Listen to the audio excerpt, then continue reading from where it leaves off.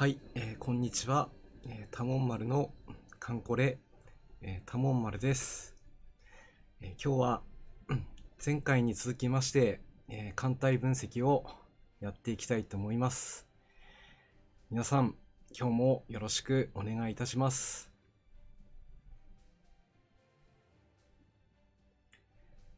前回までは、艦上、攻撃機までですね、紹介させていただきましたので、今日は、艦上偵察機の部分から、始めていきたいと思います。鹿屋さん、すくさん、こんにちはです。今日も、いろいろね、コメントなんかいただけると、助かります。よろしくお願いいたします。はい。あと今日ですね、BGM の方を、ゲームの方からではなくて、ちょっと別のところからといいますか、流していますけども、ちゃんと聞こえてますかね。もし、聞こえづらかったり、何かありましたら、言っていただけると、調整いたしますので、よろしくお願いします。おめんさん、こんにちはです。今日もよろしくお願いします。それでは、早速始めていきたいと思います。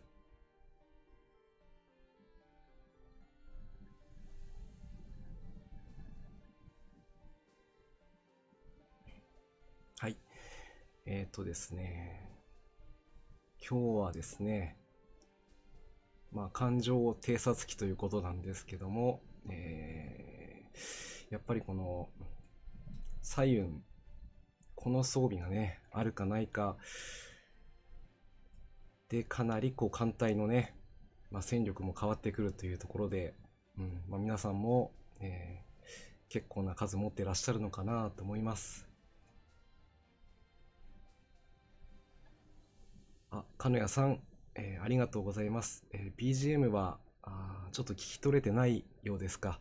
じゃあちょっと音量の方を上げてみようと思います。少し、上げてみましたが、どうでしょうか。前にリスナーさんからBGM の音にちょっと声が負けてるというふうに言われたので、BGM 下げたりしたりね、調整をしたりすると、ちょっと今回みたいにね、聞き取れなかったり、おめんさん、やっぱり小さいですね。もうちょっと上げてみようかな。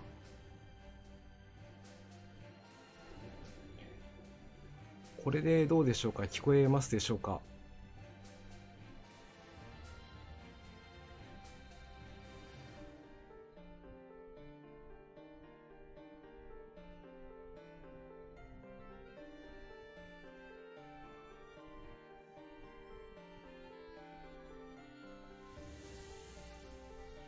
はい、すくさん、そうですね。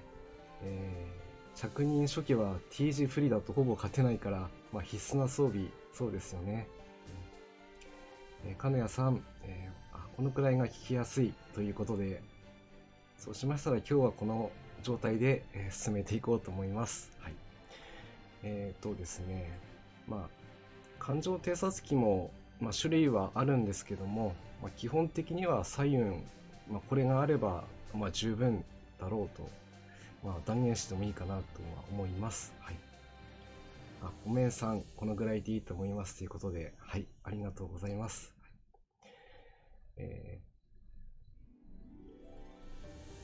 先ほどスクさんのコメントにもありましたけども、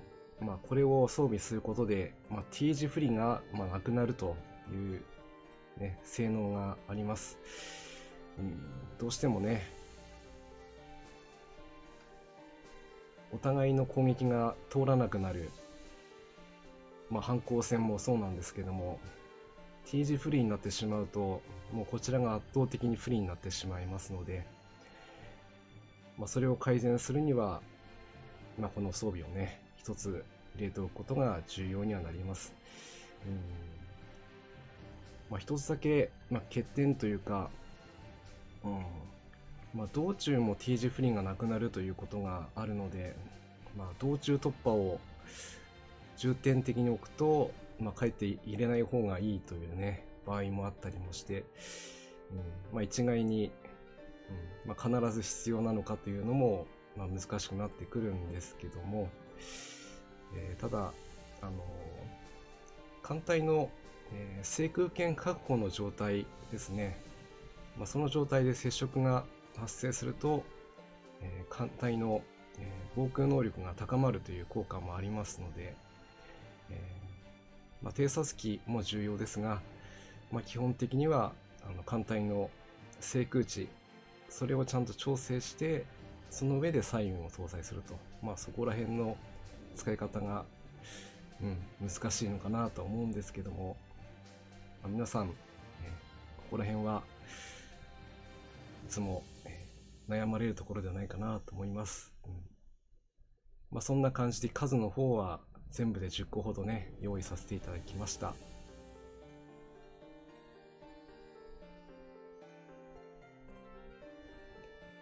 桜井イリスさん、こんばんはです。今日も、よろしくお願いします。艦隊分析は、前回からの引き続きとなっておりますので、もしこの先の方のね、紹介ありましたら、前回の、アーカイブありますので、見ていただけるとよろしいかと思います。はい。そうですね。あと、イベントだと、敵の圧倒的火力の前に、TG プリだと終わったってなっちゃいますよね。あと、接触にも関与しますね。そうなんですよね。接触が発生するかどうかも、この偵察機彩雲があるかないかで大きく変わってきます。まあ、この装備も開発することもできますから、まあ、持っていらっしゃらないという方はいないと思うんですけど、もしね、ないという方がいらっしゃれば、積極的に開発されることをお勧めします。あとは、偵察機に関してはこうご覧のような状態になっております。はい。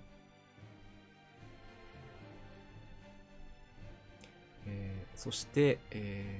まあ、艦上偵察機から今度は水上偵察機の方になるんですけども、基本的には艦上偵察機と同じ役割を持ってはいます。ただ、この水上偵察機を搭載できるのは、普通の、まあ、船、まあ、とりわけ、水上機を搭載できる船に限られます。出た当初は、まあ、あまりこう役割がなかったというか、あんまりこうね重要視されてなかったんですけども、弾着観測射撃、こちらのシステムが実装されて、この水上偵察機をないと、その弾着観測射撃ができないということになりますので、必要性が一気に増した装備だとは思います。まあ、その中でもこのシウンっていう装備、索敵値が8という、まあ、最高値の値を持っています。この数字は今ある偵察機の中ではもう一つ、零式水上偵察機11型オツの熟練も同じく8にはなっています。この数字が、まあ、索敵値でとして必要なのも当然なんですけども、この数字が高いことで弾直観測射撃が出やすくなるという、まあ、そういう効果があります。まあ、なかなかね、この装備が実装された時は、まあ、いずれ配りますよって言ってたんですけども、それからだいたい2年くらいしてからね、ようやく実装といいますか、この間ありました新春任務、2017年ですかね、その時に取ることができました。あとは2019年の新春任務でもね、取ることができましたが、それ以外の入手法としては、艦隊司令部強化の準備段階という任務で選択報酬、これでようやく選ぶことができます。ですから今この装備を取ろうとした場合は確実に1個、取ることができますので、ぜひですね、取れる時に取っておかれると非常に役に立ちますので、頑張って取ってみましょうということで紹介してみました。TS ライマさん、こんばんはです。本日もよろしくお願いします。スクさん、試運なんて持ってないですということですね。やっぱり今話した通り、最初はランカー報酬でね、ちょこちょこ配られてたんですけども、今は任務としては1個だけ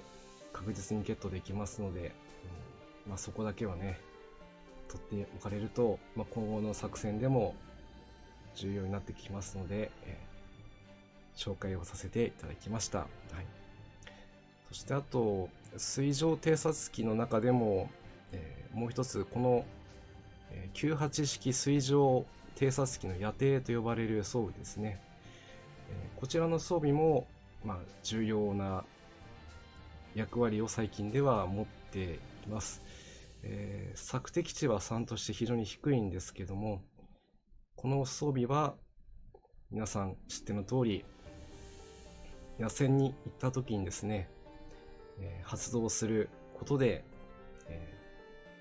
野戦のカンムスのね、火力が底上げされます。数字的には約プラス5ぐらいですかね。攻撃力が加算されて、あとは命中率も約 10% ほど上がっていきます。これは割合で上がっていくのではなくて、もう加算されて上がっていくことになるので、これが発動するかしないかで、攻撃力がね、だいぶ変わってきます。私もこの装備に関しては、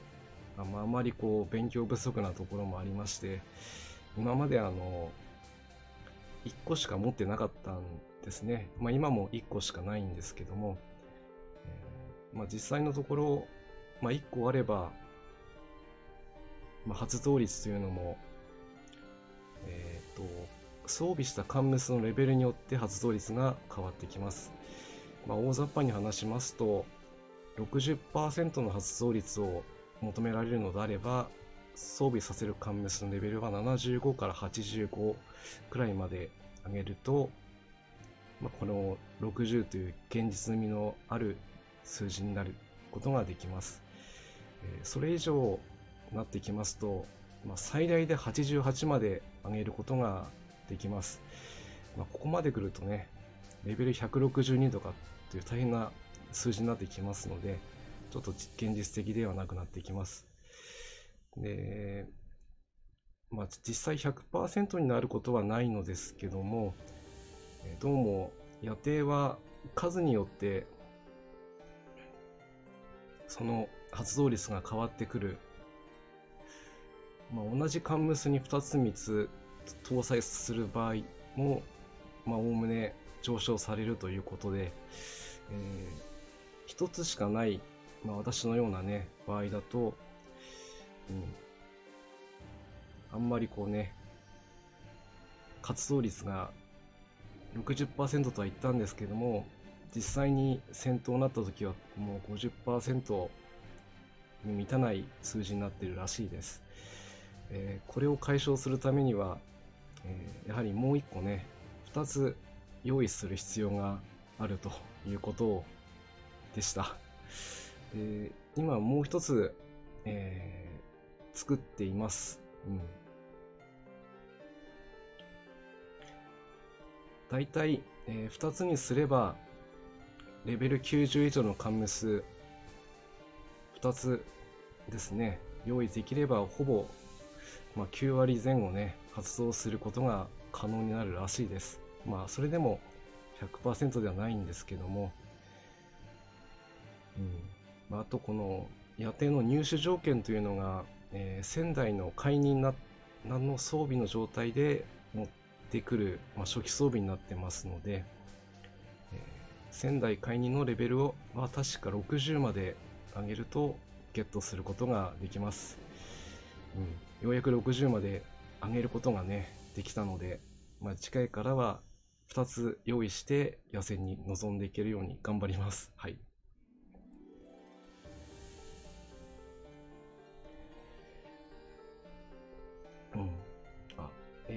鹿屋さん、2つ積みだと発動率が上げられるんでした。そうですね。なかなかスロットの関係で積める問題もあったりするので、必ずしもその状態にしなければいけないってわけじゃないんですが、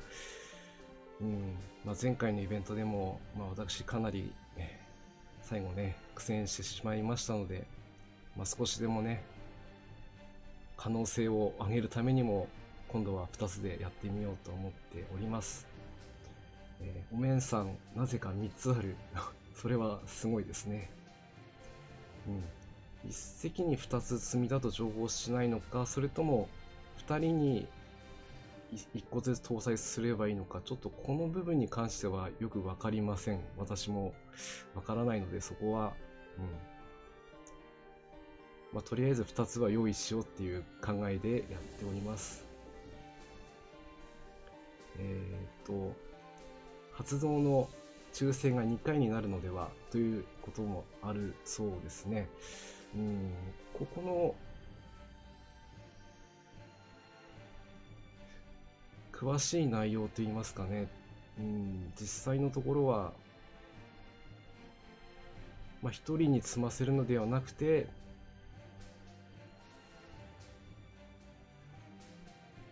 複数のカンムスに分散して装備した場合、抽選方法については、要検証ということになっているようですね。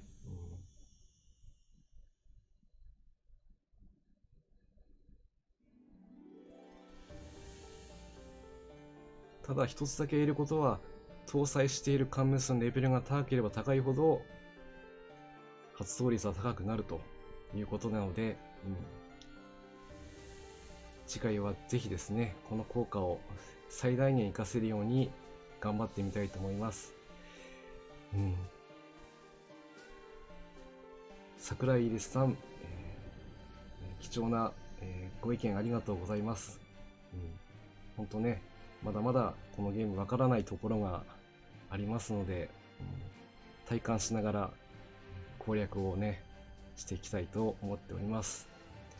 イデアさん、こんばんはです。今日も見に来てくれてありがとうございます。よろしくお願いします。金谷さん、制空権シミュレーターで発動率表示してくれるのを最近知りました。どうもそうみたいですね。私もそれを参考にさせてもらってたんですけども、やっぱり一つしかないとそれでもうね数字の上限は決まっちゃってたので、次回はもう一個ね用意していきたいと思っております。はい。あとは、先ほどもちょっと話しました、こちらのね11型オツの熟練、試運度同様で索敵値が8ある非常に優秀な水上偵察機になります。こちらの特徴としては、火力と命中が高くなるということです。対空値はありますけど、これは飾りなのであんまり関係ないんですけども、やっぱりこの命中が上がるというところが非常に心強いですね。やっぱり主力の戦艦とか従順にはできるだけ命中の高い装備をね持たせてあげたいので、私こちら3体ございますので、砲撃戦では、いつも頼りにさせてもらっております。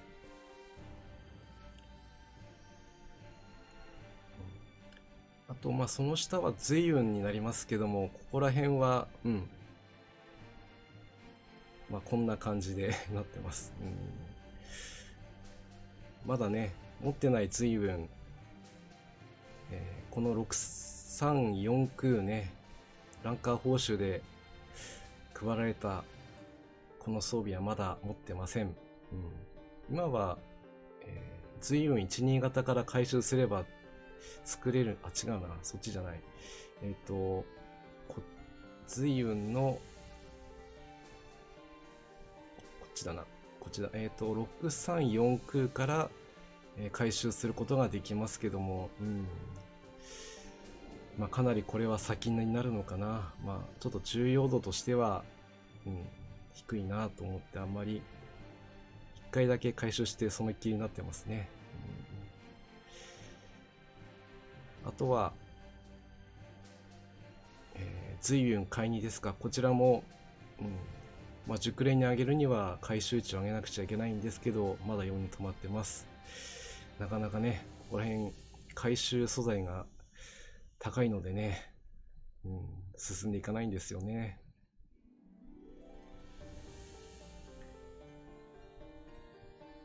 まあ、ここら辺は、まあ、趣味の世界になってくるのかと思いますね。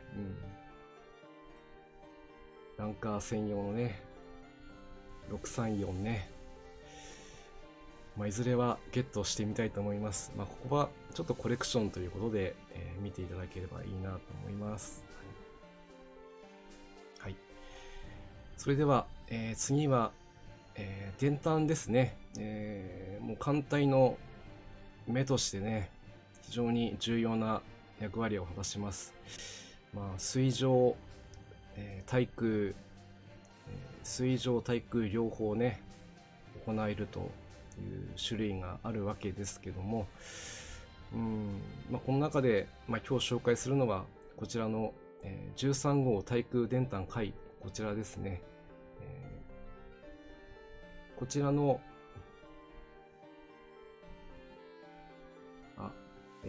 変な予測変換が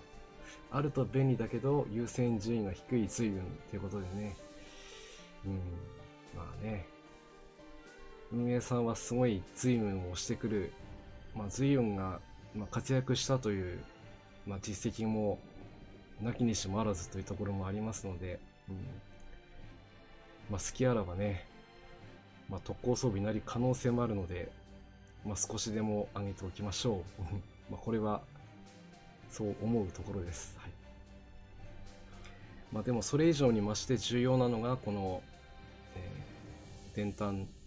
その中でもこの13号対空電炭海は、2014年の夏イベントで実装された装備になります。まあ、その他でも、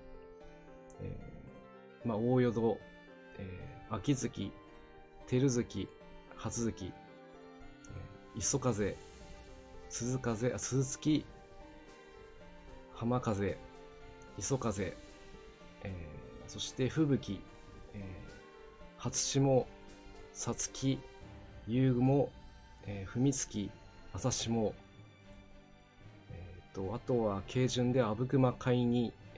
軽空母で順陽海にがね、なった時に持ってきてくれます。この装備が一番重要性が増したのは何といっても対空カットインですね。これで、対空降射砲と、あの装備、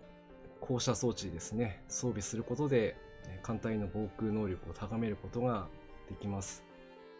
そして、なんといっても索敵地がね、ないとルート固定ができない場面でもね、一応星6まで上げれば33号水上電炭に並ぶだけの索敵地を稼ぐこともできますので、非常に使い勝手が良いということですね。対空電炭としてはそうですよね、絶対必要になります。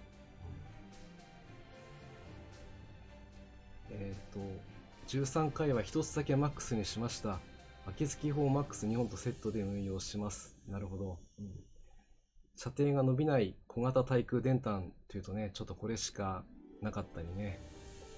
なかなか、装備は、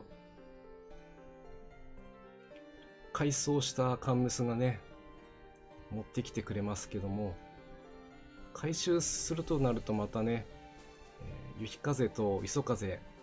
この2人がいれば、いつでも回収することができますので、地味に回収し始めると素材が足りなかったり、そんなこともあるかと思うんですが、これだけでもね、小型電炭ということで全てのね、カンムスに装備することができます。全てというのも潜水艦はできないですね。できますので、ぜひね、強化して活用していければ、艦隊運営が楽になるのかなと思って紹介させていただきました。はい。本当にね、電炭の種類もすごい増えてますよね。本当にこの中でもやっぱり不毛レーダーは未だに、命中10、索敵9、火力も上がって対空値も高い、切り札的な電炭としては今でも、一級品ですね。プリンツが持ってきてくれるんですけども、前回は結局私もね狙ってはみたんですけども合いませんでした。皆さんも前回のイベントで狙われた方もいらっしゃるとは思います。ぜひね、取れることがありましたら活用していきましょう。はい、電炭の方は、以上な感じになります。次は対空強化弾ですね。3式弾と、3式弾回の2つになります。一応3式弾回は2つ用意してあります。一定の割合でね、地上型のボスにダメージを与えることができるこの特殊弾、対空と書いてますけども、ほとんど基地を攻撃するための対地用の兵器みたいな感じになって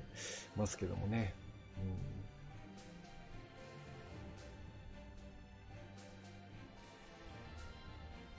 そうですよね。こういう装備ほどね、回収でゲットできるようにできるといいんですけどもね。なかなか、全て、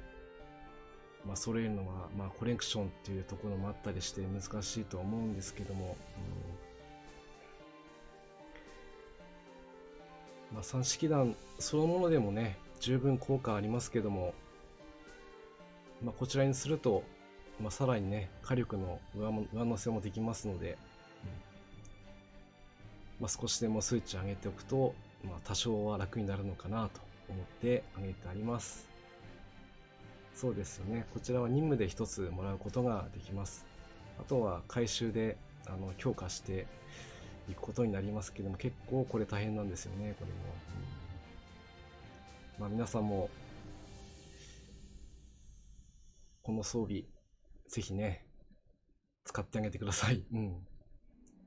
つも4の5の時にはこの装備で、いつも突入しております。はい、対空強化弾は、これしかないのでこんな感じで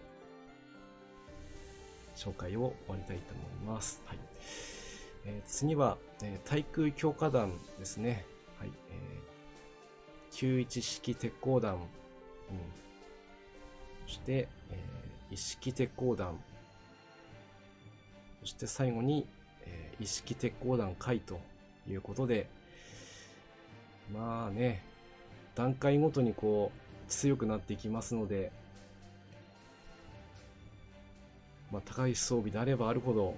いいんですけども、なかなかここまで来るのが大変でした。今ようやく一式鉄鋼弾の方が星9、星8まで来てるので、今月中にはマックスを一つ作って、そこから回収してもう一個ね、この回をもう一個作って、それでまずおしまいにしようかなとは思ってます。ここまで、この強化弾もね用意できればもう十分でしょうと思っております。皆さんもぜひね、ちょっと長い道になるかもしれませんけども、作ってみてはいかがでしょうか。はい。意識鉄鋼団会、ありがとうございます。こちらね、もうね、前回のイベントで、本当は戦艦にもっと活躍させていれば、もうちょっとチャンスがあったと思ったんですけどね、私もう空母に頼りっきりになっちゃってね、せっかくある装備も生かすことができませんでした。次回はちゃんと活かせるように、頑張ります。はい。というところの対空強化団でした。はい。あとはね、応急修理要員、女神、できればお世話になりたくないですけども、場合によっては使う時もあろうかと思います。ただ、本当に女神を使う時はね、積み忘れ、この確認だけはもう絶対指差し確認をしないといけません。そうしないと、大変なことになりますので、もし使われるときは使うだけのね、余裕と確認を忘れずにやっていきましょう。意識回は手つかず。なるほど。意識回は混合型第3階層任務でももらえると思ってました。あの時は手法は持ってきてくれましたけども、そっちまではね来てくれませんでしたね。鉄鋼弾の場合は素材の方が大変になってくるので、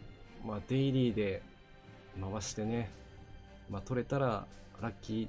くらいの感じで回収していくのがいいと思います。狙って回収すると本当出てこないので、鉄鋼弾がね困りますね。こればっかりは本当確率ですから仕方ないのかなと思います。はい。違う女神とかはよく6の4で秋津島に乗せてると。なるほど。積む余裕が最近少ない、なくても、攻略できるんです。ですから本当にね、どうしても抜けないという時だけに使いましょう。私もそういう風に使うつもりで、もう最近はほぼ積むことはないようになっております。はい。それが一番健全だと思います。はい、応急修理要員は、以上こんな感じになります。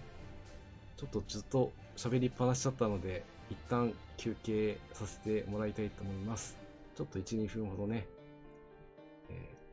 ちょっとマイク1回オフにいたします。失礼します。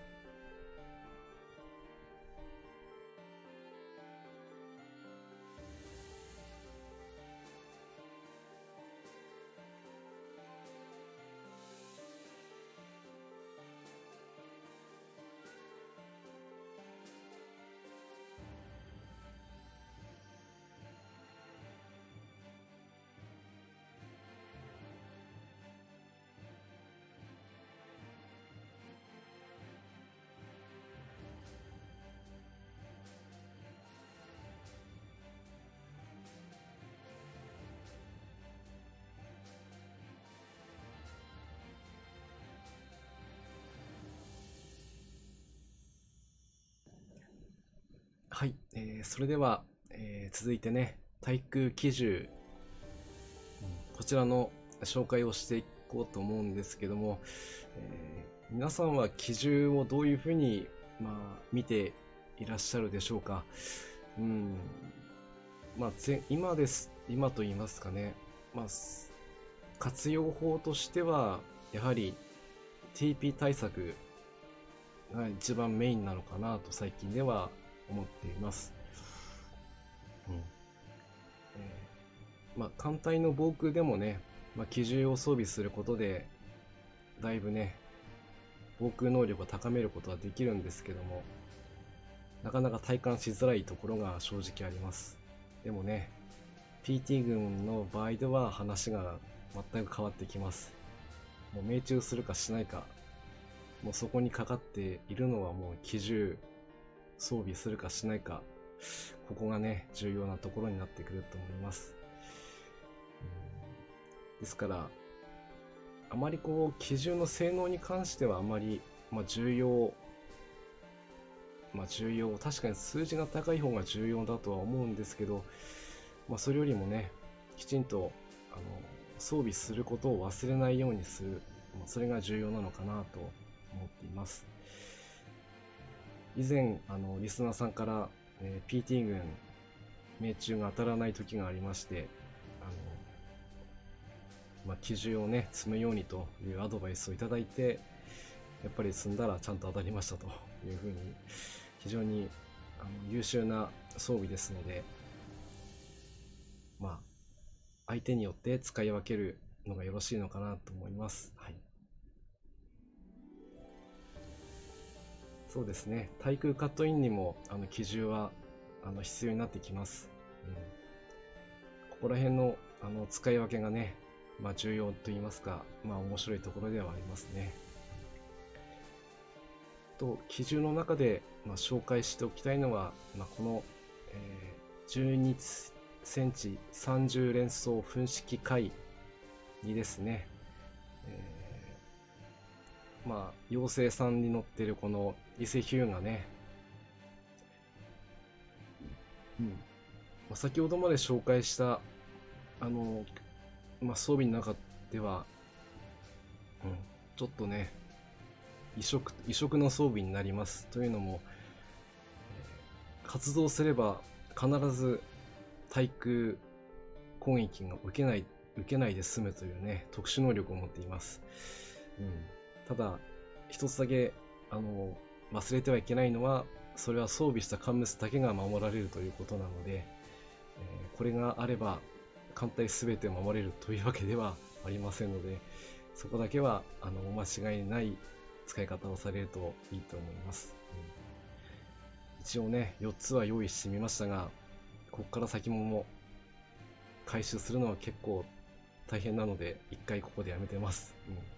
皆さんどれくらいやってるものなのかちょっとわからないんですけども、どんな感じですかね。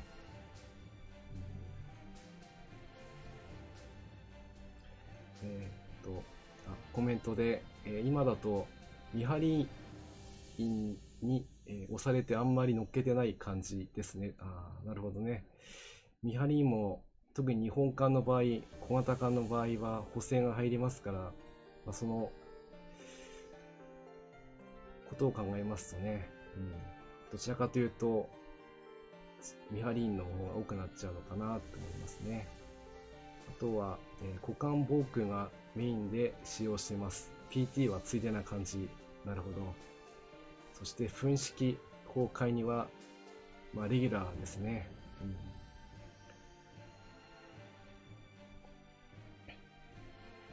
かつお節さん、こんばんはです。今日も、よろしくお願いします。イリアさんは、なるほど、昼戦の火力も上がりますということでね。なるほどね。TS 山さんは、うちは6個を持ってらっしゃるんですか。すごいですね。ここは、同じ装備として、この、回収するのに、こちらの12センチ30連装噴進砲もね、素材として必要になるので、なかなか量産するのが難しいんですよね。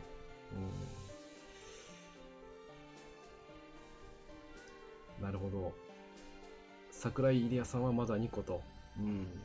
そして股間防御装備ですね。5個ありましたと。やっぱり皆さん持っていらっしゃる方は結構持ってますね。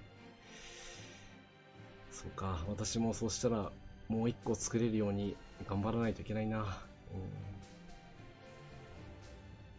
でもね、やっぱりこういうのはあるだけあったら便利になる装備だと思いますので、もし作られることがありましたら、狙ってみるのもいいのかなと思います。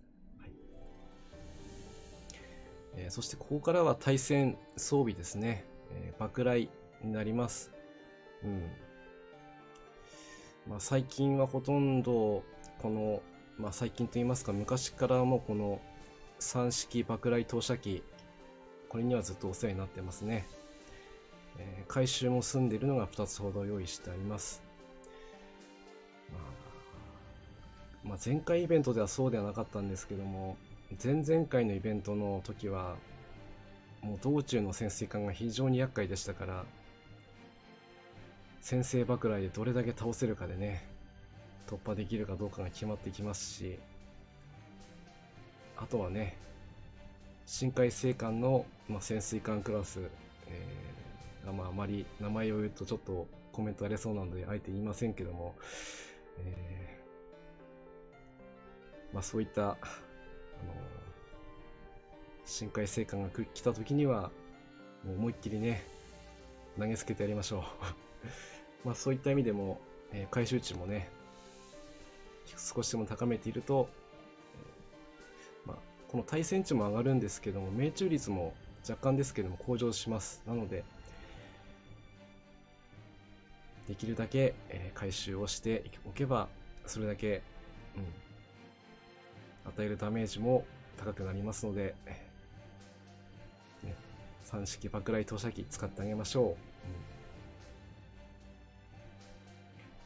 う。かつお節さん、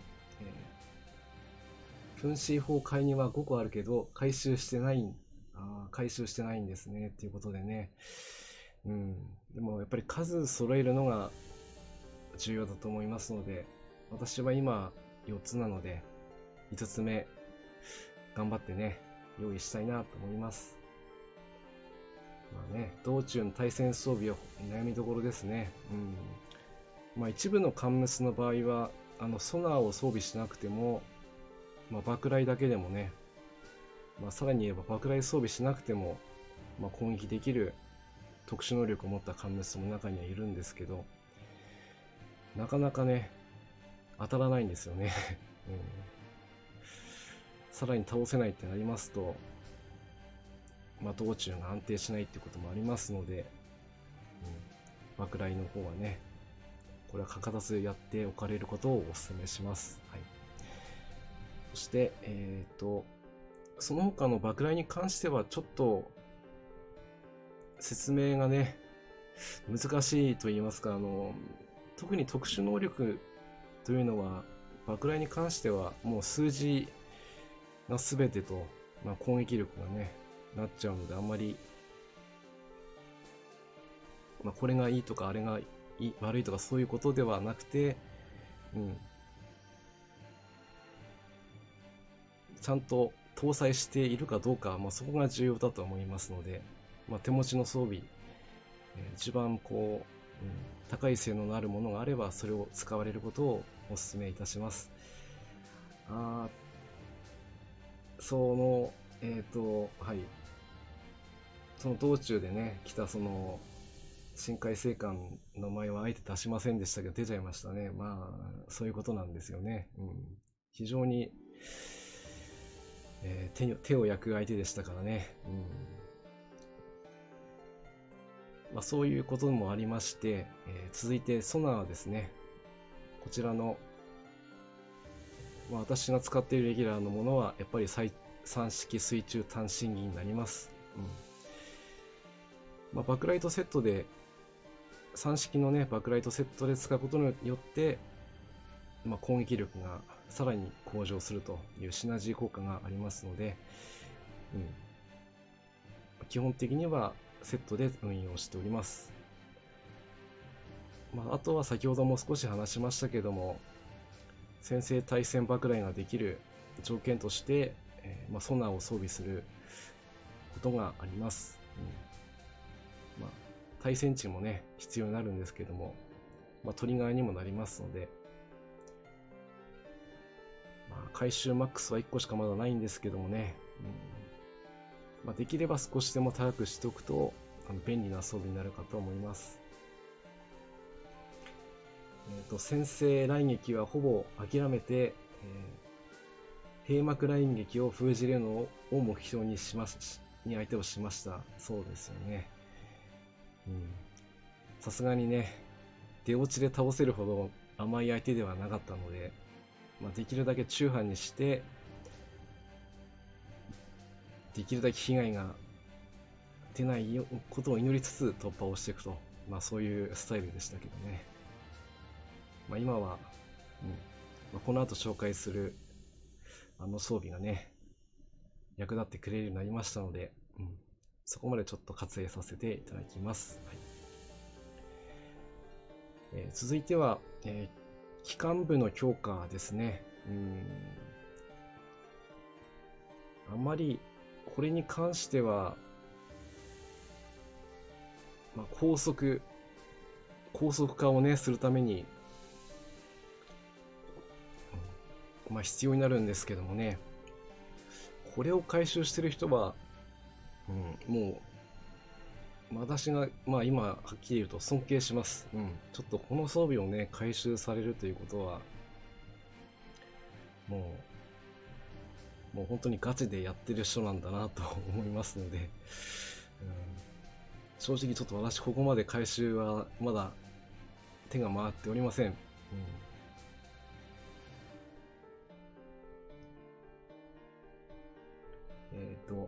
酸素はシグレチャーに乗っけたらボーナスマシマシになるので重宝しています。そうですよね。3式はシグレの補正も大きくて地味に助かっています。私も同じだったかなということでね。まあ、特定のカンムスに装備させることで、まあ、さらに能力が向上するということでもありますのでね。やっぱり3式水中単身儀は優秀な装備ということになります。はい。ということでね、期間強化に関しては、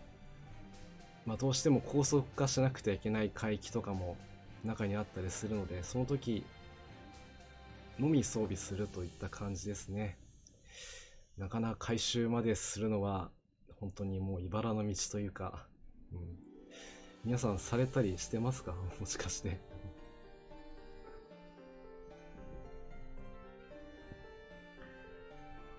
まあ連合艦隊でね、12タービン12隻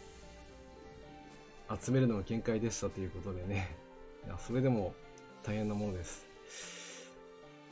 艦の回収はコナンの原作者がやってましたねということでね、本当にこれをやってる人は尊敬します。それだけね、もう本気度がわかるといったところです。本当。まあ、私はまだまだ数もね揃ってないので半人前と言わざるを得ません。ここは。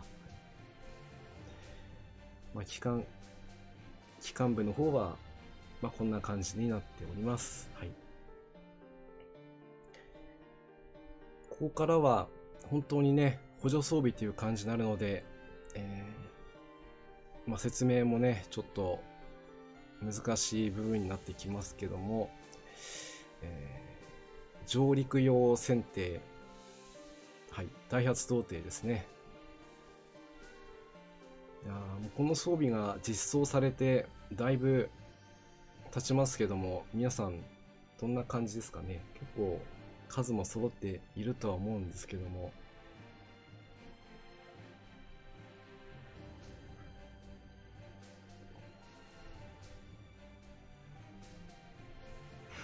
まあ特徴といいますか、もうこの装備をねカンムスに装備させることで、まあ、遠征の報酬が向上するという、まあ、この部分は非常に大きいですね。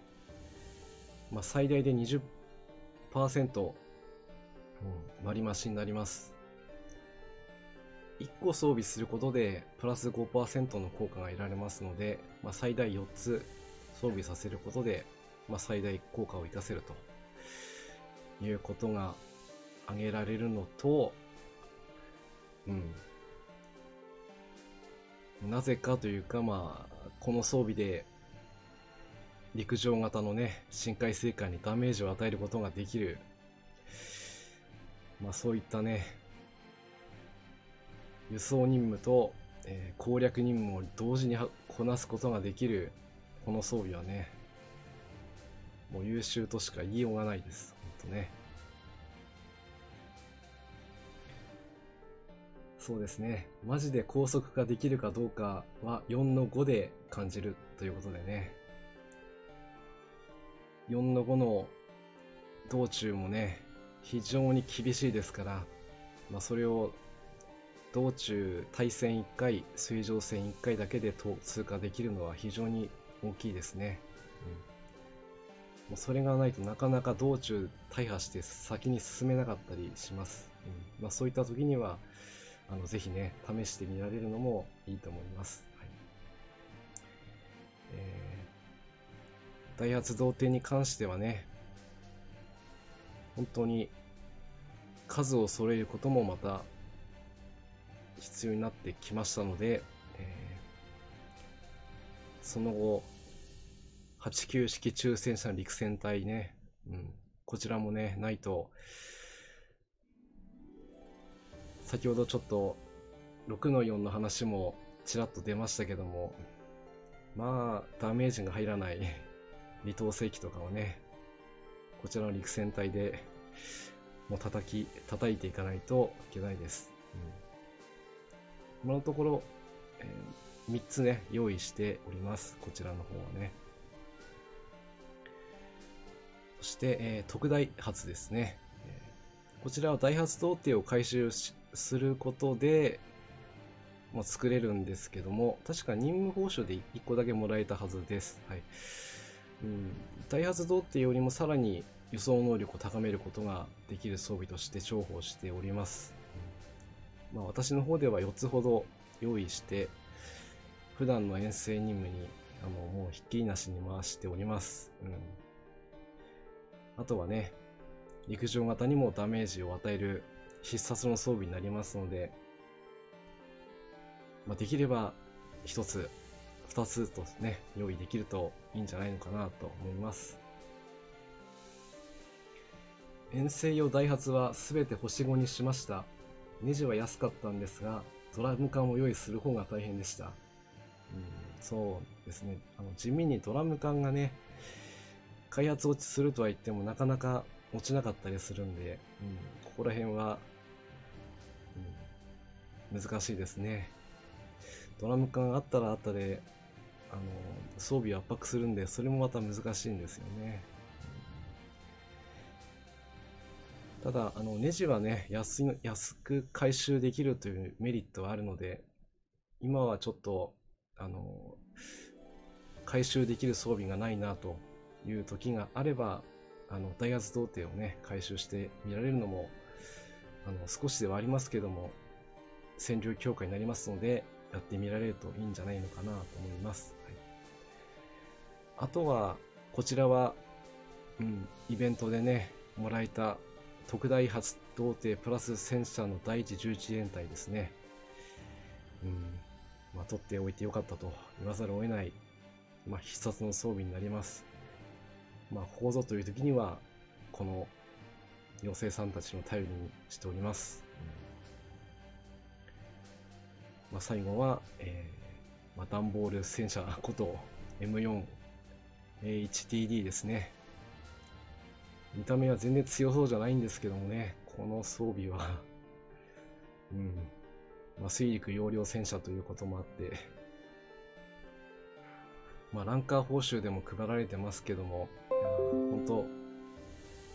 取っておいてよかったなと思う装備の一つですね。これらもね、ダイハツ童貞と組み合わせて使うことで威力を上げることができます。前回イベントでは出番がちょっとなかったんですけども、今後のイベントでも絶対活躍の場面は来るので期待しておきましょう。ダイハツに関しては開発ができないということもありますけども、任務報酬でね配られてることがよくあるので、何個あればいいかというと、たくさんあった方がいいとしか言えないんですけども、できるだけ取られるようにしておくと、遠征とかがね楽になりますので用意しておきましょう。あとこのオートジャイロと対戦哨戒機に関してはね、ちょっと出番がまだ正直ないですね。今のところまだ未知の部類ですね。いずれ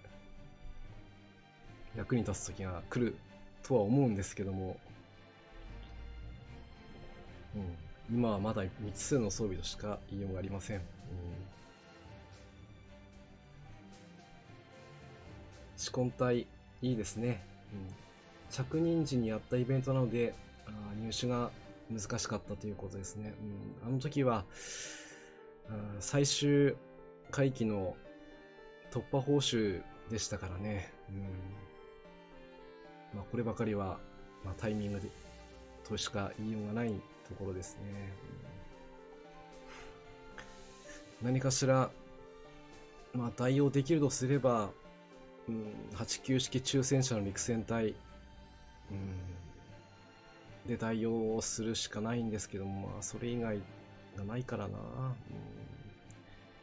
これがないとクリアできないっていうことはないんですけども、だいぶこれ強いんですよね、やっぱりね。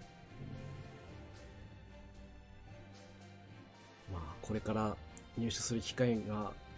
あることをお祈りしますとしか言いようがないですね、これにはね。それでは続いて、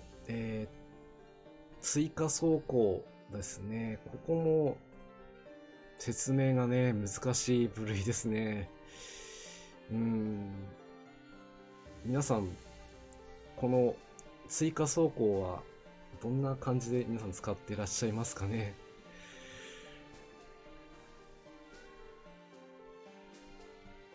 あんまり出番がなくて、一時回収ちょっとしたりもしたんですけども、どうしたものかと。鹿屋さん、その悔しさで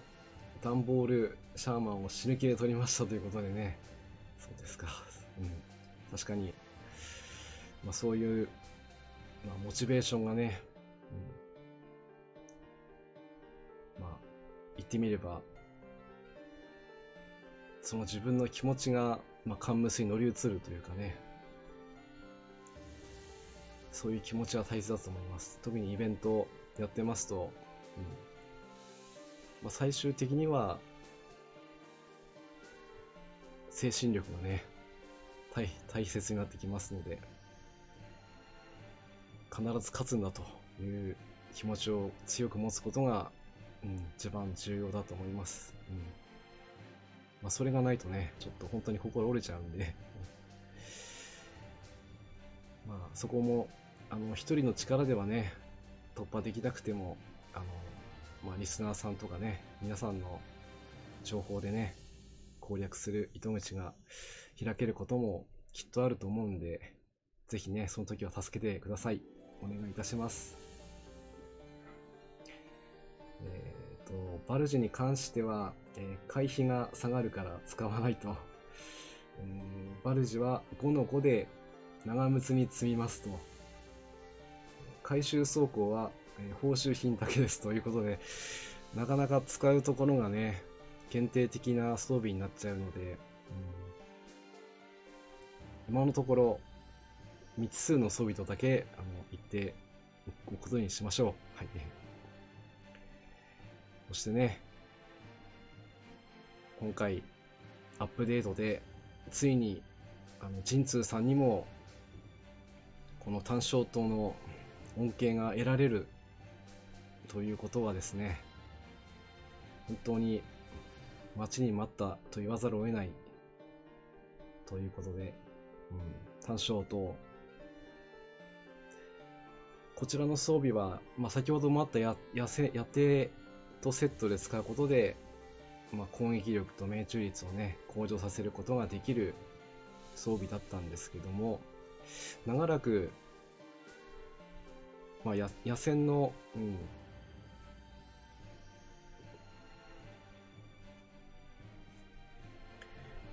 三種の神器の一つとしてのみの、存在だったんですけども、ついにね神通さんに装備させることで能力がね上がるということになっちゃいましたので、その価値はねとてつもなく上がったと私は思っております。むしろ遅かったというくらいだと思ってます。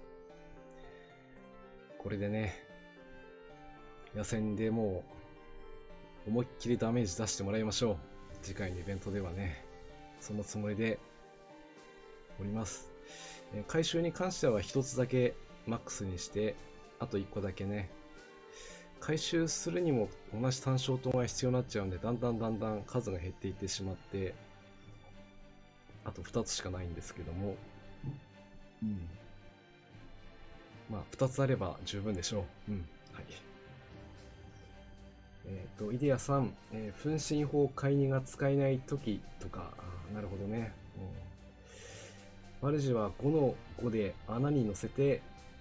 例の魚雷に耐えます。戦艦と装甲空母。なるほど。使い方としてはやはり大型艦のバルジですね。耐久力を高める。そういう使い方が、今のところ一番効果が高いようですね。そしてもう一つ忘れてはいけない、こちらの大型単焦灯。積める艦ムスがちょっと限定的といいますか、大型艦じゃないと積めないという特殊性もありますけども、ある一部の艦ムスには搭載することができたりする。確かゴトランドに装備できるんじゃなかったかなと思うんですけど、単焦灯よりも大型なので、効果が高いらしいということ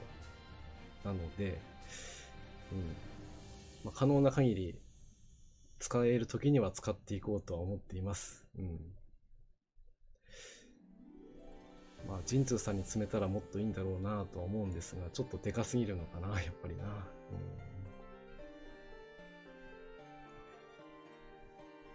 補助的な装備ではあるんですけどもね、いざ使う時に用意ができてないといけないっていうこともありますので、ぜひね、ちょっとずつでもいいので用意しておきましょう。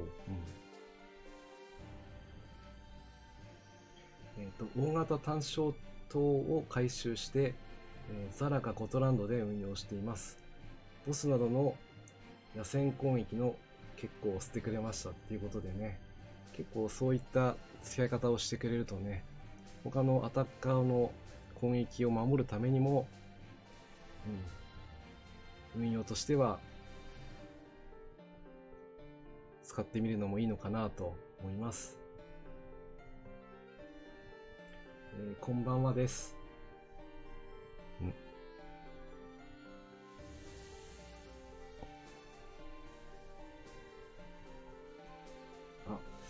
初見さんですね。ツイッターの方から来ていただいたということで、ありがとうございます。タモン丸です。今回も、こんな感じでね、自分の思いだけを話している、そんな、配信者です。はい。なかなか、私も、この、配信を始めるにあたって、一人でもね、多くの方と、お話をしたいなと思って始めたんですけども、最近ではね、結構来ていただける方も増えて、すごい嬉しく思っています。もともとはツイッターを始めて、それからね、同じ趣味を持っている方もたくさんいるなっていうのを強く感じたので、そういった人たちのフォロワーさんね、お話できたらいいなと思って、今も少しずつ、フォロワーさんをしてるような感じです。ぜひね、前回のイベントではちょっとと言いますか、全力でやったんですけど、高勲章取れませんでした。次回は、必ずね、今回取れなかったのでっていうこともあるんですけども、皆さんのお力もお借りして、やっぱり楽しみながらね、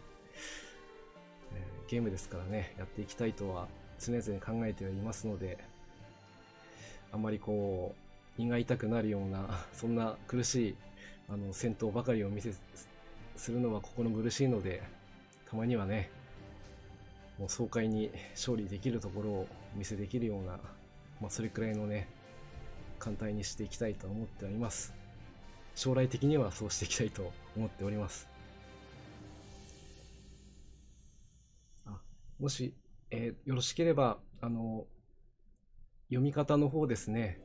教えていただけますと、次回から、読み方をお読みしたいと思います。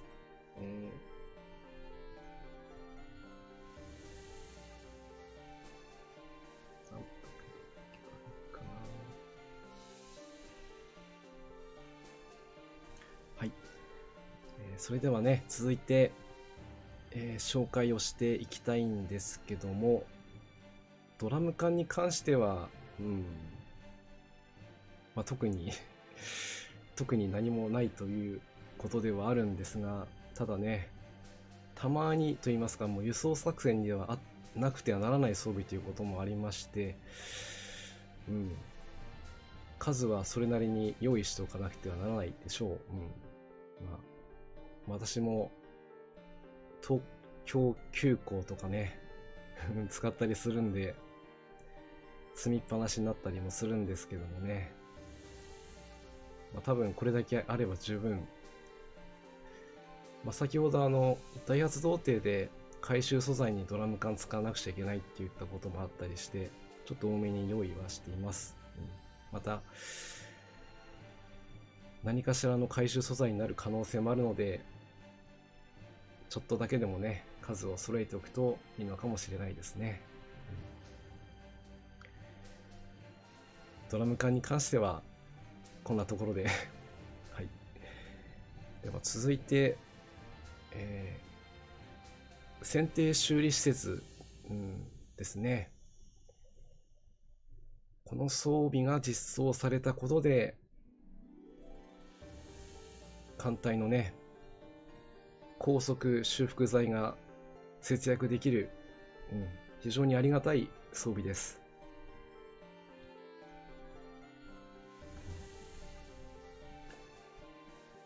ただ、入手方法がね、もう明石さんを持ってくるしかないという、そこだけにつきます。ですが、明石さんが来て、この装備を4つ装備できればね、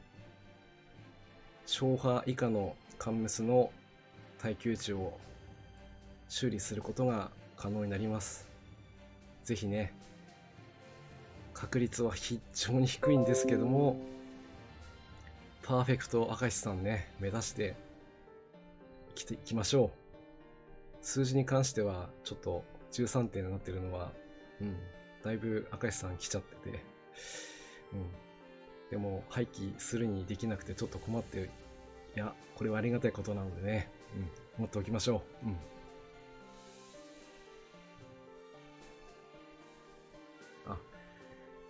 そうですね。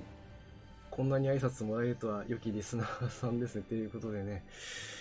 本当私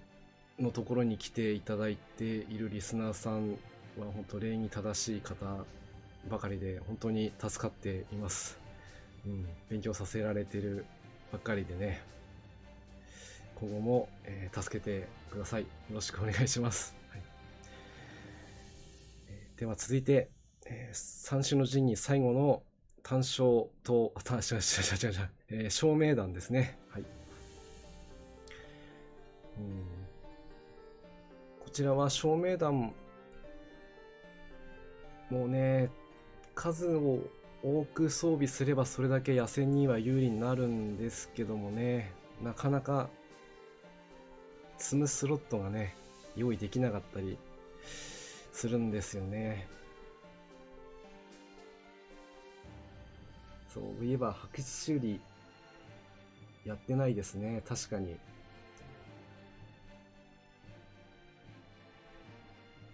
証を掘っでもこれだけね、なかなかね出ないのもね、もうちょっとドロップ率をね上げてあげてもいいんじゃないかなと思いますのでね、照明弾、一応私3つは持ってますけども、実際戦闘で使うのは2つほどですかね。でも積むスロットル的には1つ積むのが精一杯といった場面も多々あります。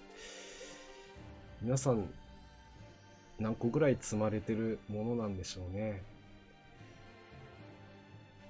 参考までにもしね何個積んでますとかありましたら教えていただけると今後の参考にさせていただきたいと思います。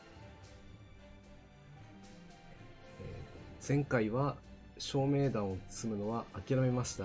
ね、余裕がなくてね、本当火力を取るか、それとも全体的の底上げを取るか、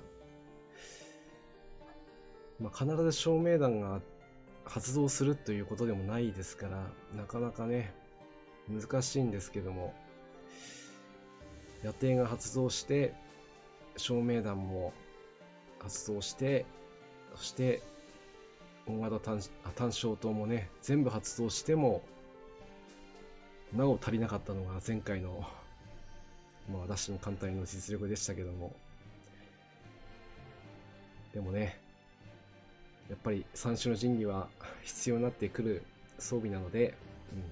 ちゃんとセットで使うように心がけましょう。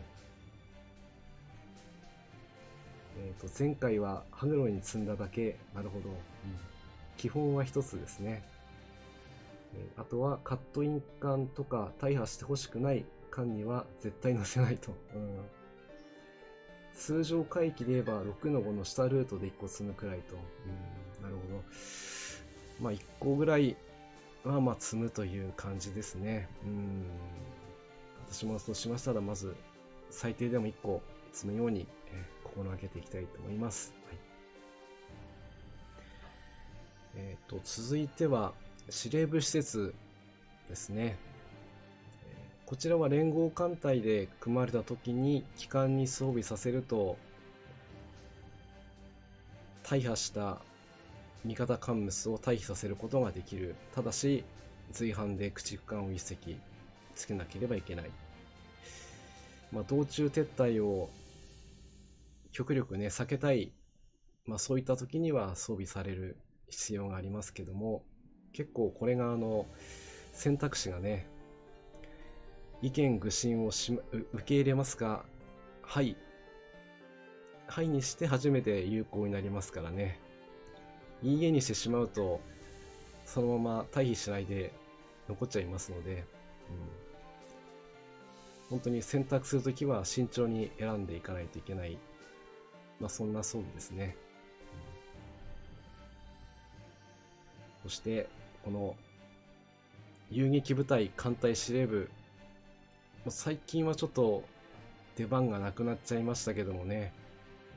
西村艦隊 7隻編成のね時に装備機関にさせると単艦で撤退できるという優れものです。最近のイベントで言いますと、あの時のレイテの時のね激しい戦いの時に実装された装備ですけども、最近はそこまでの激戦と言います、いつも激戦なんですけども、そういった状況になってないだけでまた出番が来ると思います。その時にまた活躍してもらいましょう。アトランタの装備を減らして積もうか悩んだりします。輸送任務だとかありと局面にありますね、司令部。そうですね。輸送連合艦隊の場合もね、どうしても道中火力が低くなっちゃうのでね、司令部施設お世話になる時があろうと思います。記念装備枠ということもね確かに言えますね。司令部施設に関してはこんな感じですね。そしてここからはね、航空要員というまたちょっと、扱いが困る装備ですね。基本的には航空母艦に装備させるものになるんですけども、この熟練搭載機整備員に関しては火力と射程を上げることができる大変優れた装備ではあります。ただスロットを一つね使わなければいけないという、それだけがデメリット、ですからなかなかうまい使い方がねちょっと私よくわかりませんはい。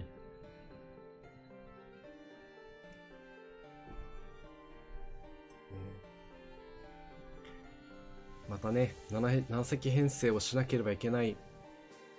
遊撃部隊をね、そういった戦いになることも十分、ここではあえてその戦いの名前は口にしませんけども、実際ありますので、その時にね、活躍したいですね。その時には、また、山城と不走のあのコメントがセリフがねすごいかっこいいんですよね。あのイベントは熱かったな。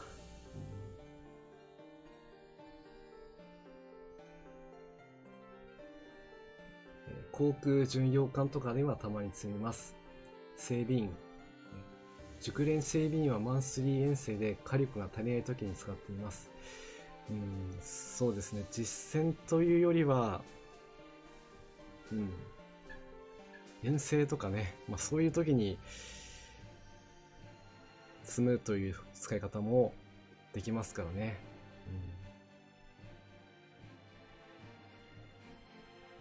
実戦で使える方法も検討しなければいけないんですけども、今のところうまい使い方は分かっておりません、私ははい。なので、リスナーさんから今コメントがありましたように、航空巡洋艦の火力を上げるため、遠征任務の、火力の補正のため、こちらの用法でね使っていこうと思います。そして、ここからはさらにちょっと難しい使い方をしなければいけない、夜間作戦航空要員ですね。追加要請が、出ているこの航空要員を使うことがね果たしていつになるのか。西村艦隊はねガチ名字入ってるからマジで焦るっていうことでね。能代買いに乗るんですね。そうなんですかそれはいい情報ですね。亀谷さんありがとうございます。熟練整備員能代に積んでの火力上げに、3-5で早水に積んでますと。早水に積むやり方もあるんですか。なるほどな。流星の火力アップには確かに、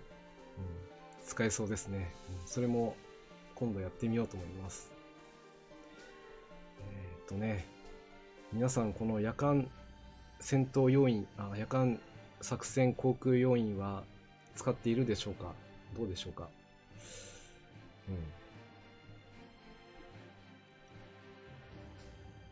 本当にね、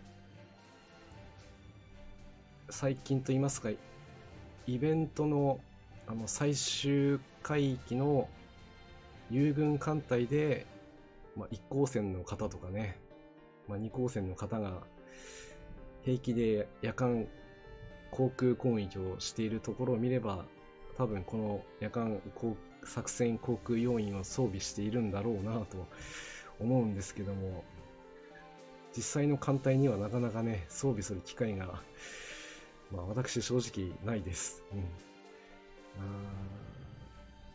まあ地味に射程を調整するという意味合いはあるのかもしれないんですけど、それだったら他にやりようがあるので、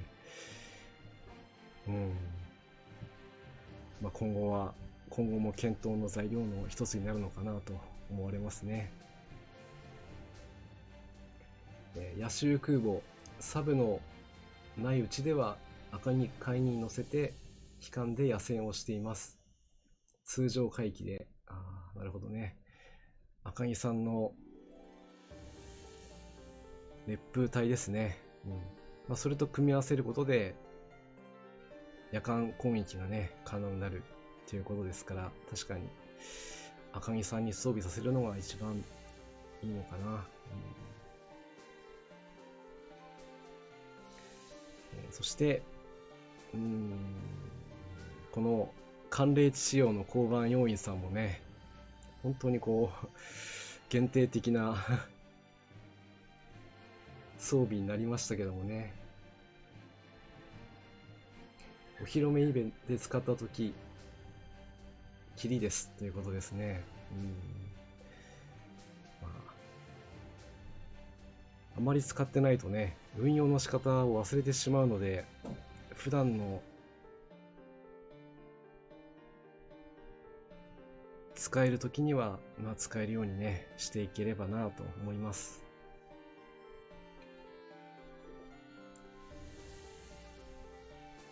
まあ、こちらの寒冷地装備の交番要員さんも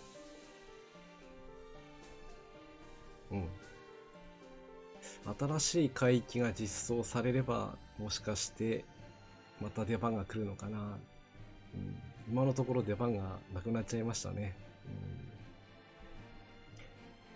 出ました、謎装備。〇〇だ。堀を北方海域で使わせてほしいということでね、まあ、せっかくある装備なんで、まあ、どこかでね活躍できるところを出てきてくれることを願って、紹介を閉じたいと思います。はい、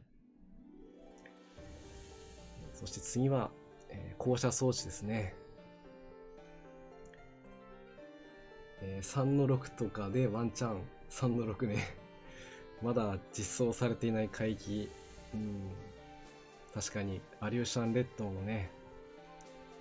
寒い海域では、活躍する機会が来るんじゃないかと思います。その時まで大事に取っておきましょう。まあ、続いて降車装置になります。まあ、最近ですと通常のスロットル以外のところにもね、まあ、補助スロットルにも搭載することができたので、価値がもう爆上がりしてる装備になります。まあ、前にもちょっとお話しした降車装置とか、まあ、対空電弾とかね、まあ、そういった装備と組み合わせることで、艦隊の防空能力を高めることが可能になります。まあこれ私の感想といいますか体感ですけども、やっぱりあるとないとだとだいぶね被害の受け方が少ないなというふうに感じていますのでね、今は91式の方はデイリーで開発することもできますし、まあ、回収するのもそれほどね重くないので、まあ、2つほど用意して、まあ、星6と今7ね1個ずつ用意してます。まあ、これで装備できるスロットがあればね、まあ、艦隊としてはまあ2つ用意できればもう十分かなと、まあ、最低でも1つ艦隊には用意してあげてると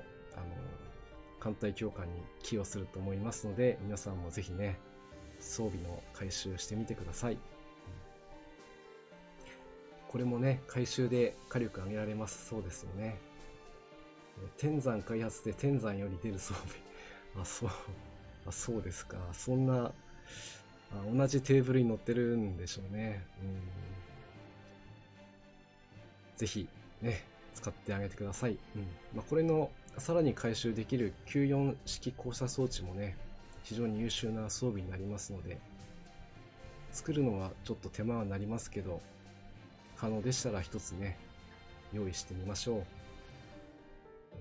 そういえば、GFCS-MK47 レーダーは実際には降車装置の一種だそうですね。なるほど、もう、そうですね。確かに降車装置っていう名前はないですもんね。でも、ちゃんと対空カットインが出るということは、まあそういう装備の役割を担っているということなんでしょうね。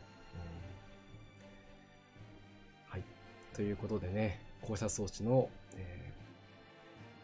方はこのぐらいにして、ですね、さらに難しい難しいな、対地装備になってきます。先ほど、ダイハツ童貞と一緒で、一緒と言いますか、もう同じようなカテゴリーになるんですけども、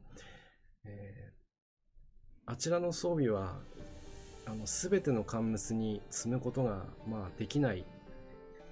わけですけども、このロケランはね、大概積むことができる便利装備です。なので、ぜひね、ゲットできるときには、最低でも3個は用意しておかれるといいのかなっていうのは、この装備は持ってるだけと言いますか、数を多く持てば持つほど重複した攻撃力を発揮できるので、大井戸さんとかね、スロットルの多いカンムスに2つとかね、それに手法とか、三式弾とか合わせることで、そういった特定の深海生還に大ダメージをね、与えることができます。ただちょっとこれを入手するのが、ちょっと困難なので、常設で取れる任務とかでは取っておいた方が絶対いいです。とだけ付け加えておきたいと思います。レーダーが連動している降車装置だそうです。そうですか。最終的に、日本ではね、実装することができなかった、そういうレーダーとね、連動する装置は、しかし今はね、私たちでも活用しているわけですから、ぜひね、皆さんも、こういう活用法があるよっていうのありましたらね、教えていただけると、今後の参考にさせていただきたいと思います。そして、こちらの関西型の4式20センチ対地分身砲、鍛えてみたものの、なかなか出番がない。困ったな、これは。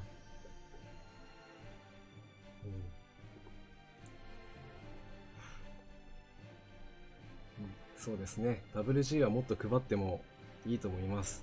っていうかもう、回収っていうか開発落ちしてもいいのかなとも思うんですけどね。実装直後の扱いはひどい扱いだったのが WG ね。実装した時はどう使うのかもうよくわからなかった。それよりももう三式弾で殴り倒すみたいな、そんなスタイルで戦闘をしてましたからね。しかしながら今はもう対地装備としてもう優秀なね地位をね確固たるものとしてますので、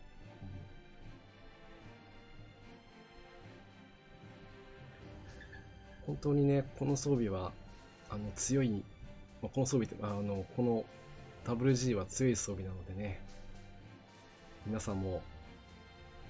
ぜひ取れる時にはゲットしていきましょう。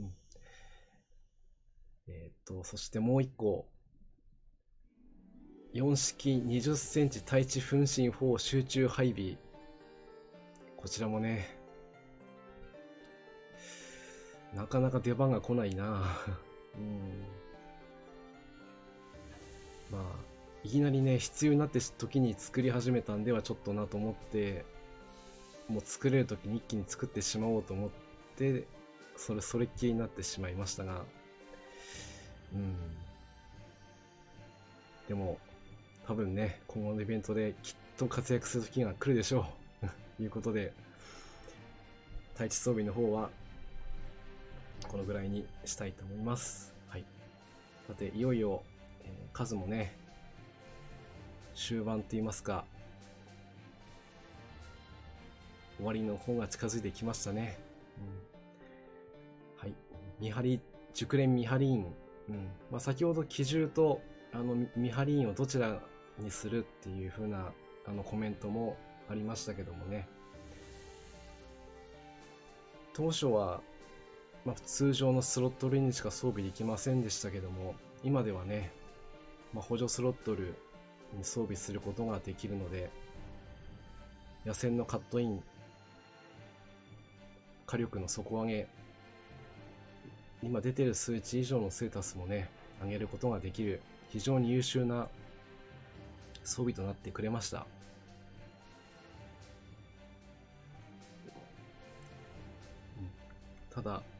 ただし量産するのがカンムスの装備としてね持ってくるというところだけが、ネックになってますので、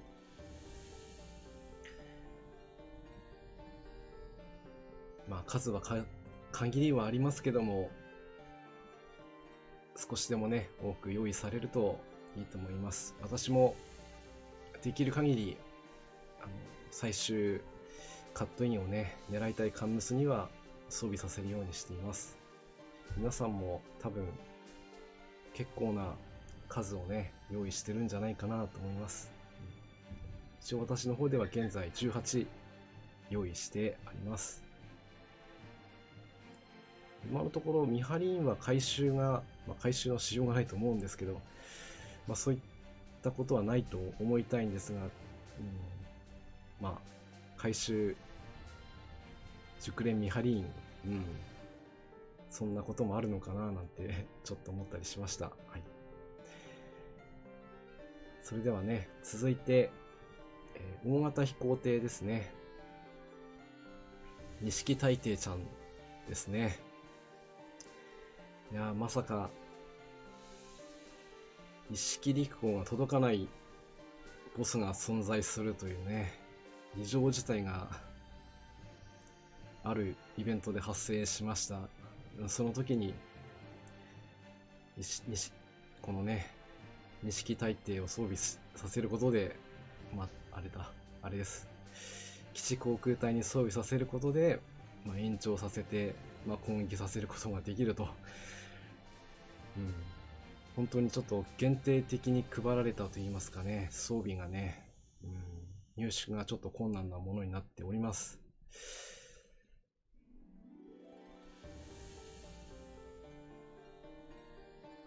見張り員のおかげで巨大カットインの運の底上げもそこそこできるようになりました。そうですね。運もなかなか上げるのが大変ですから、そこもちょっと補正がしてくれるのは大変ありがたいです。はい、特攻と組み合わせると結構カットイン出してくれますね。そうですね。なのでね、そういった使えるものをね組み合わせて、積み上げをして、そして最終決戦に持ち込んでいく、次回はねそういう展開に、持っていきたいなと。そのためにもね、そこまでたどり着くためにもね、こういった錦大帝ちゃんもね絶対活躍の場がまた来るでしょう。本当に飛行速距離が20とかというとんでもない数字になっていますのでね、最近はちょっと出番がなくなってるけども、一応錦大帝ちゃんは5個所有しております。吉島がね、持ってきてくれましたからありがたいことです。そして、カタリナの方もね、錦隊っていうほどではないですけども、射程を伸ばすことができる、優秀な装備です。こちらの方は、また活躍が期待されると思うんで、その時にね、またお世話になりましょう。実戦でも錦大帝で誘導して銀河で遠い漆白紙に空襲したそうです。そうですよね。本当にね、東証をめぐる戦いはただ飛んでるだけではなくて、自分がどこにいるかということもちゃんと分かりつつ、目的地に着かなければいけないっていうことがありますからね。その作戦を遂行するというのは大変な、知識と、技量を要すると、当然根性も必要になってくるんだろうと思いますから、本当当時のそれを敢行した人たちはね、本当すごいと、本当尊敬します。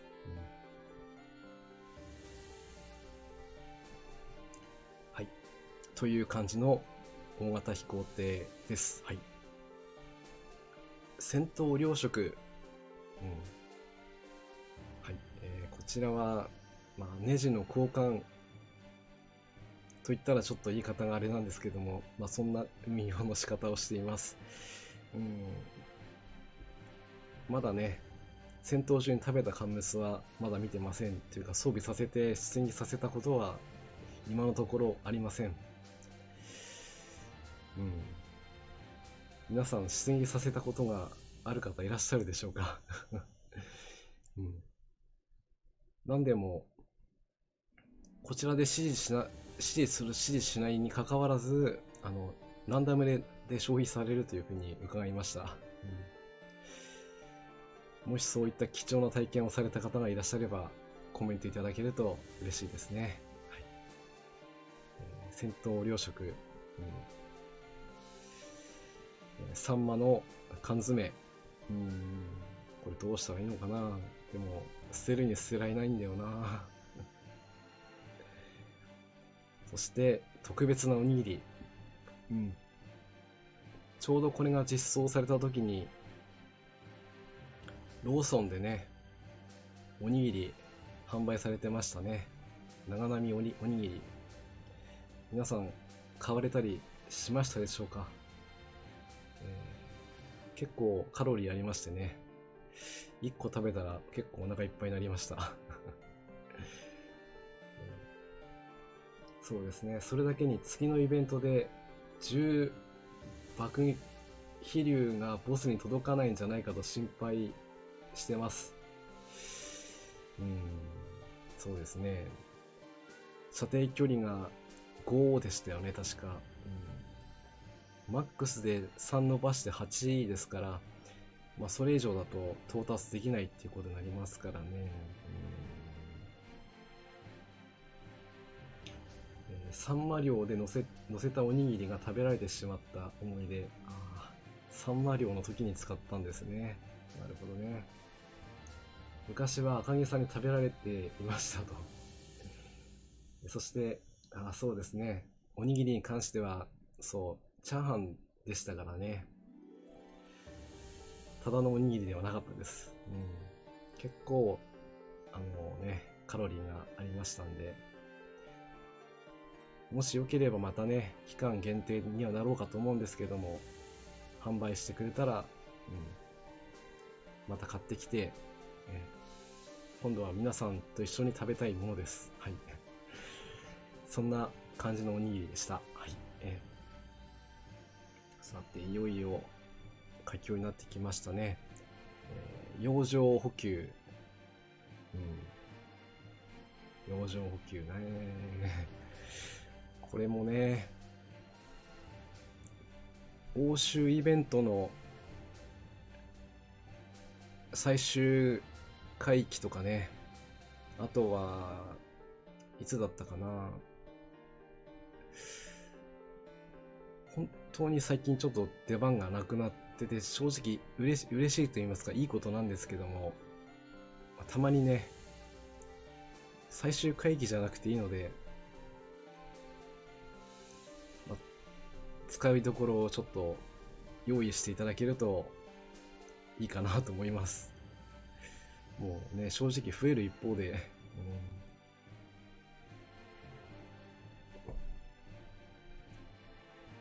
消費できなくなってきています。ぜひ出番を上げてやってください。養生補給。はい、今20個になっております。おにぎりと養生補給は使う機会がないのが残念。たまに道中が長丁場になった時に考えるやつ。なるほど。使う時には使うけど、使わない時には全く使わない養生補給ということでね。なかなかね、難しいところではあります。まあ、養生補給を使うということは、補給艦である早水のね、出番が来るということですから、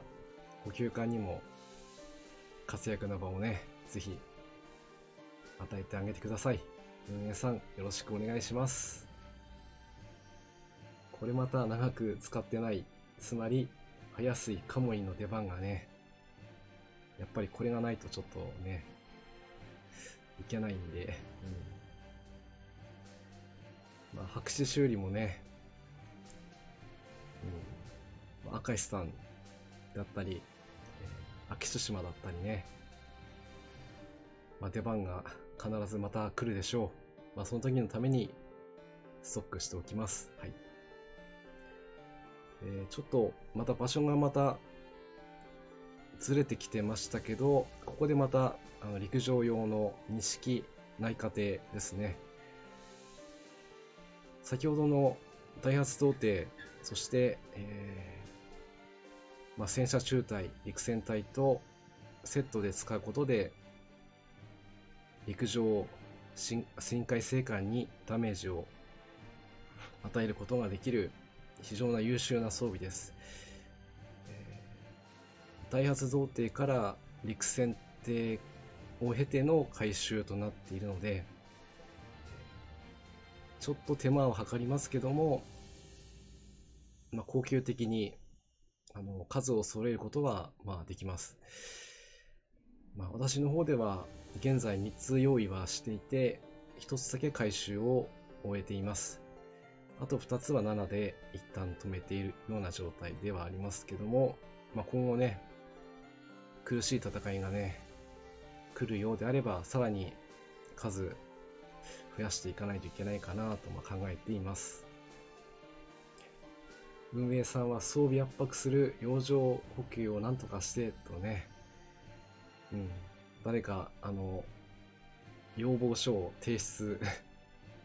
いや、であれば私が要望書を提出しましょうか。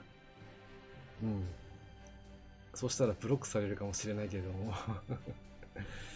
もう誰かやってるかとは思うんですけどもね。まあそんな感じの内科艇、皆さん何個ぐらい用意してるものでしょうか。6-4でメガネちゃんに盛大に燃やすためにある装備ね。集積地のね、ダメージは半端ないですからね。4桁は当たり前という感じで出してくれますから。まあ、そんな集積地も後半になってきたらね、パワーアップしてきたりして、なかなか当たらなかったりもしたりしてね。まあそのための回収値の向上でもあります。深海生還もただ黙ってやられているばかりの相手ではないので、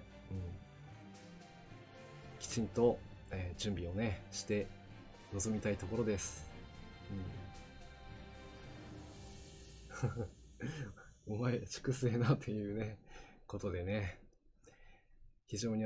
デリケートな質問はさらにオブラートに包みながら提案をしていきたいものです。はい、そして、いよいよ基地航空隊のページに来てしまいましたが、皆さん、銀河今回の節分イベントでね、ゲットされたと思います。私も銀がね、これでようやく4つ揃えることができました。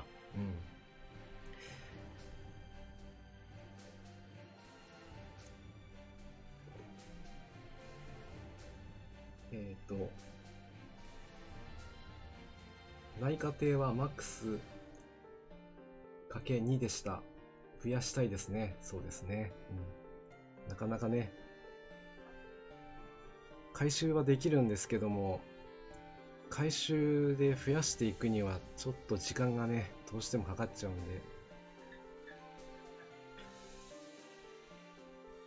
で、いきなり増やすんではなくて、計画的にね、1ヶ月ないし2ヶ月くらいの、そんな期間を置いて作っていくと、ちょうどいいのかなと思います。そしてね、基地航空隊の数もだいぶ、充実してきました。やっぱりこう熟練度がねないとね、ただ出したのでは効果が薄いので、でも熟練度上げてもねすぐ、なくなっちゃうからね悲しくなっちゃうんだけども、そういった時に代わりがまだまだいるぞという感じで使うためにもね、一中隊でも多く揃えていきたいとそう考えています。他の陸上攻撃隊だって十分活躍できるんですけども、どうしてもね銀河の威力には、ちょっと一段劣ってしまうところはあります。それでもちゃんと熟練度を上げれば活躍してくれるので、ここはもうしっかり数と、連度をね上げて、基地航空隊の活躍をね今後もしていきたいと思います。そしてこの銀河ねぐさ隊もねいつかは取ってみたい、ランカー装備ですね。本当に一つあると違うと思うんだよな。そしてね、こちらの DO17 の上位機種 DO217 が先月のランカー報酬でね出ちゃいましたね。確か爆装置が爆上がりになっているらしいように伺っています。本当に基地を破壊する、そういう目的の兵器になっているということであれば、今後はというかね、近いうちにそういった、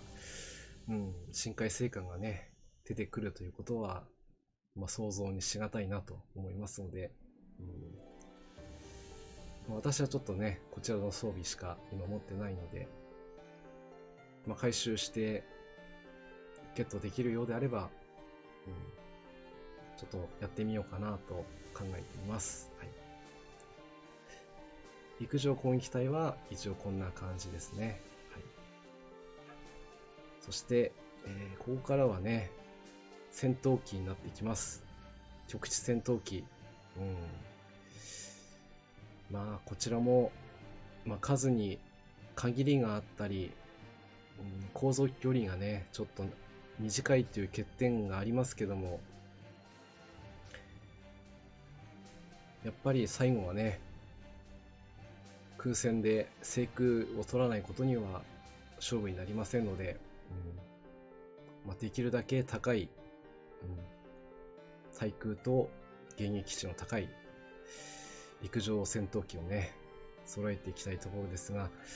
なかなか揃えるにしてもね、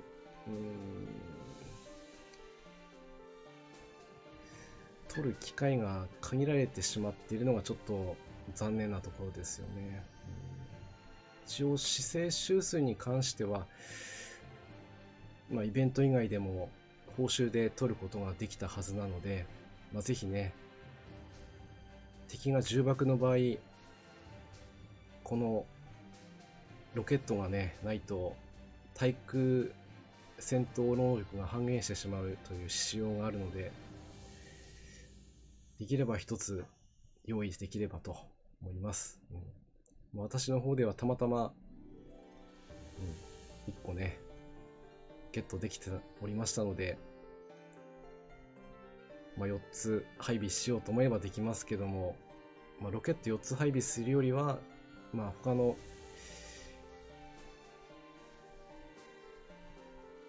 陸上戦闘機とね、組み合わせて使う方が効果が高いので、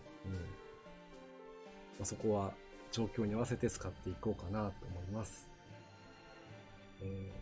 爆走値が22、すごいですね。行動半径が4ということだ。どうなのよヒューガということで、そこで長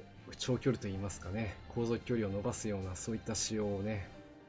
生かして戦うことになるのかなと思われます。局地戦闘機に関してはやっぱり始められた時によって、あるものないものあろうかと思いますので、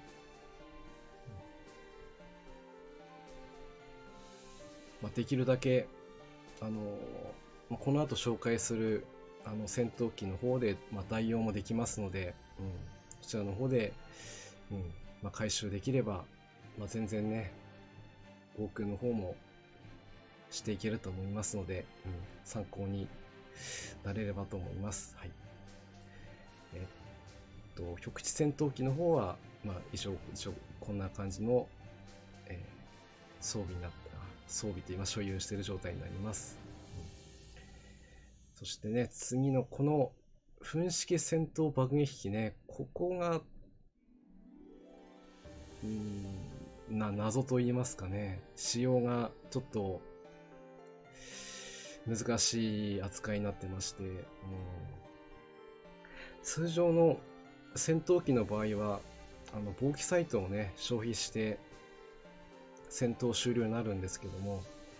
この噴式戦闘爆撃機に関しては鋼材を消費するという能力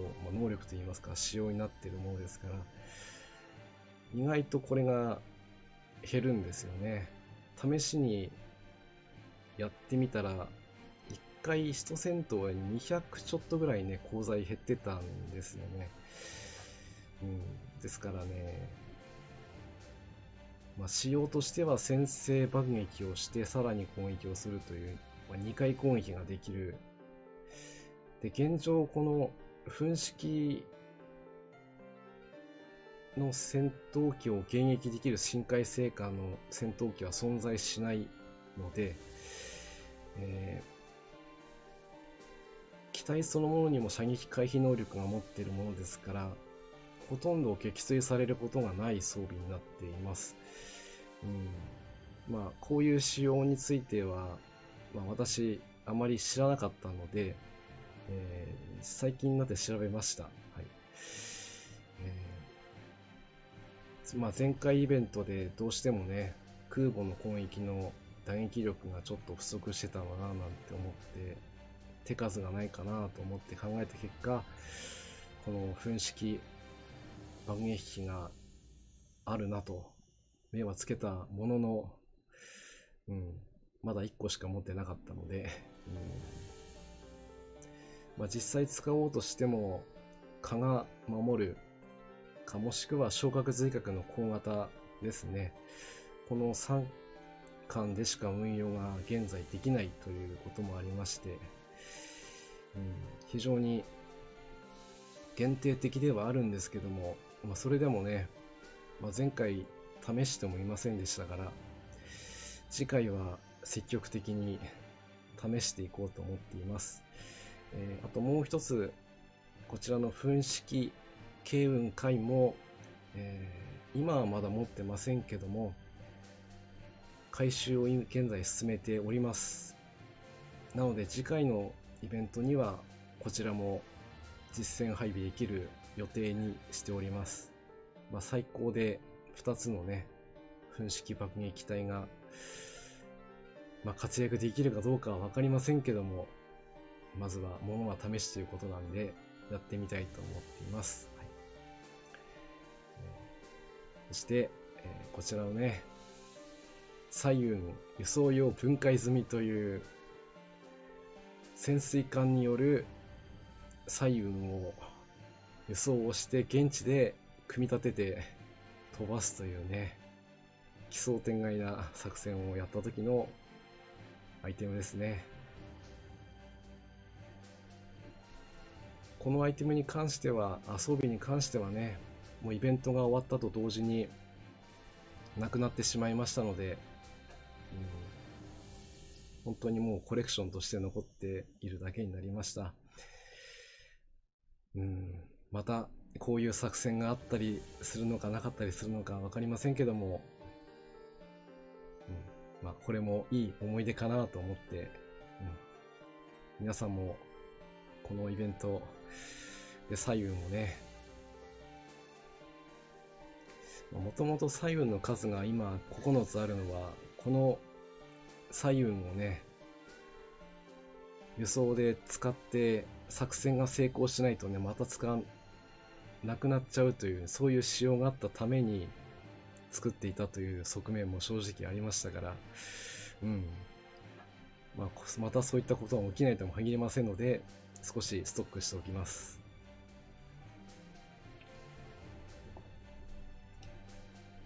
本ネット正規と戦った時は噴式を投入しました。あの時は村田隊の装備補正が乗っていたんですが、それがないと辛いかもしれません。なるほど。そうですよね。しかも毎回消費しているようなんですよね。撃墜されるされないではなくて、もう出撃したらもう割合で減ってるような感じでしたので、なので通常の戦闘ではあまりこう使うことはちょっとお勧めできないです。かなり功罪持ってかれますので、なのでね、本当にここぞという時に使ってね、いけるようにしていければなと思います。そして、次の紹介は潜水艦装備ですね。最近になってようやくこの潜水艦装備使うようになりました。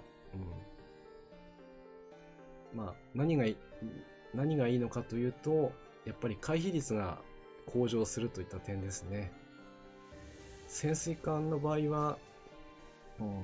やっぱり駆逐艦とかね、小型艦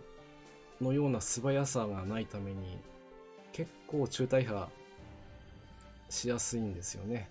もう相手がソナー爆弾持ってますと。それでも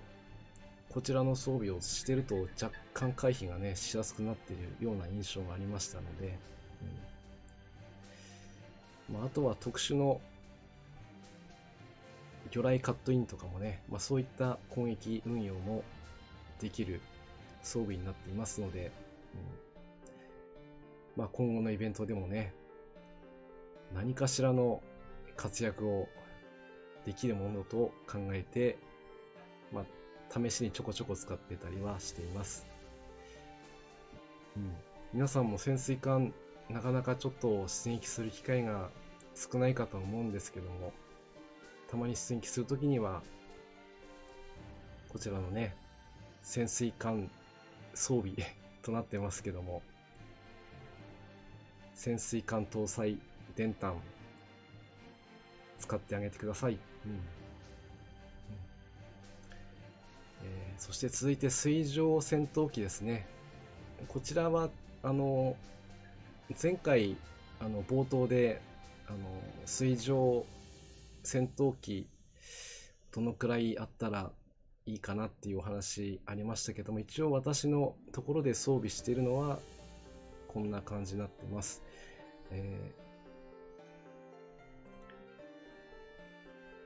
イタリア水上戦闘機ですね。こちらの方は3機所有しています。錦水上戦闘機械、こちらの方は、全部で3機ですね。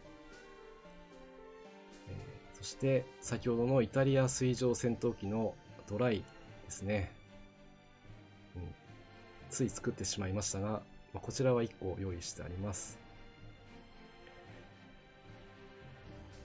錦水仙貝の熟練、こちらは、任務でね取ることができますので2つね用意してあります。最後に強風貝、水穂妖精の持ってるね対空5の強力な水上戦闘機、こちらの方は2つ用意してあります。ですから全部で6の7、8、9、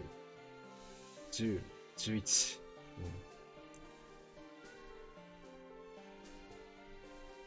数の上では11個ですけども、実際の戦闘で使っているのはこの下の 8機ですね。8機、これで十分かなと考えています。そしてね、いよいよ最後の方になってきました。陸上戦闘機、先ほどの局地戦闘機とは違って、航続力のある、戦闘機になります。今一番、取りやすいというか、用意しやすいとしては一式戦はやぶさ2型ですね。こちらの方を任務でね取っておいて、これだけだとちょっと能力的にちょっとね不安なところが正直ありますので回収をして、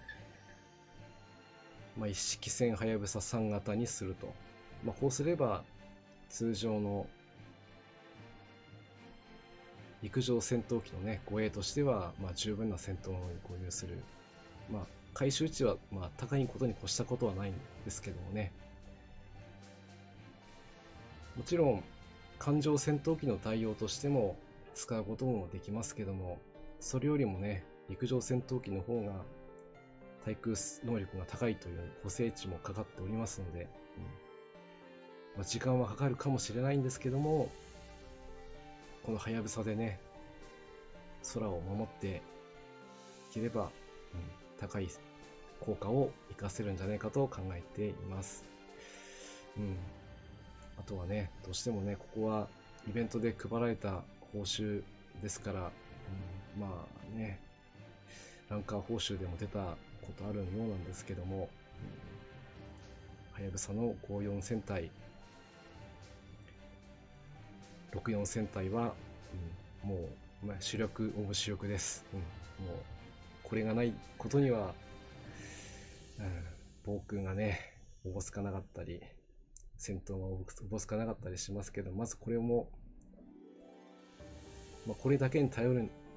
のではなくて、やっぱりはやぶさのね量産できる方も活用して運用していっております。試電介入を回収餌にするのは F6F より強風を優先すべきですね。野戦ヘルキャットも現状後回しで良さそうですし、そうですね、なかなか野戦の方まではね、行くよりもこちらの強風とかね回収ちょっと重いんですけども、使っていく方がいいかと思います。そうですね、64戦隊無理して取りに行った思い出ということでね、いや本当にこれは取れてよかったと私も正直思う次第です。そして最後のところに来ましたね。夜間戦闘機、夜間攻撃機、ここに関してはね、今説明があった通り、任務で回収することで、強化をすることができるんですけどもね、ただ実際これがないと攻略できなかったということは今までなかったので、特に優先するべきことではないんですけども、可能であれば、やってもいいのかな。ただね、やっぱりね水上戦闘機はほぼ間違いなく活躍が見込めますので、こちらが終わった後、余裕がありましたらね、用意をしておくと、今のところちょっと活躍が、あれなんですけど、用意だけはしています。はい。烈風のね、こちらの赤木さん4世乗ってるね、一光線熟練、やっぱり強いな。星7っていうのもね、そうそうないリアリティですからね。そして、あとは夜間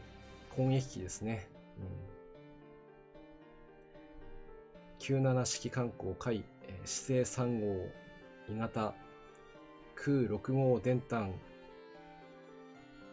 海装備機ということになります。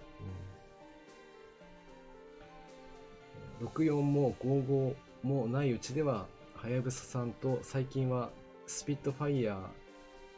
5を増産回収をしています。はやぶささんより安いですが半径5なのであくまで補助ということでね、最近はそのスピットファイヤーもね回収落ちしたもので開発落ちしたもので回収することもできるようになってきてるのでね、だんだん基地の戦闘もね、層が厚くなってきてるなと、そういった感じを受けます。今、紹介してます夜間攻撃機に関しては、条件が先ほど、搭載させる夜間交番員ですね。それと夜間戦闘機を組み合わせることで、攻撃することがね、夜間ね、できるようになるんですけども。そういった場面にもし来るのであれば、ぜひね、活躍をしてもらいたいと思って用意だけはしています。天山12型小型の空6号電炭海装備機ですね。そして、加賀会議の時に実装されました TBM3W3S 2つで、セットのね、対戦もできる、来撃もできる優秀な、子です。本当に、今はまだちょっと進化は発揮できませんけども、それが来た時にね、活躍できるように勉強していきたいなと思います。そして、陸上対戦哨戒機ね、ちょっとだいぶ後になっちゃいましたけども、先ほどの対戦装備の、補助的役割というよりもむしろ、こちらが本命ということになっておりますね。この東海部隊が配備されることによって海上のね、平和が保たれていると言っても過言ではないでしょう。今となっては場合によってはもう攻撃される前に落とすことも不可能ではなくなりましたから、この東海部隊と対戦装備を組み合わせることによって艦隊のね、海上護衛、これを守っていきましょうね。今のところ4つ私のところでは所有をしています。多分4つで十分だとは思ってはいます。そして最後に、大型陸上機新山、前回の最終、回帰のオツ作戦で、ゲットした、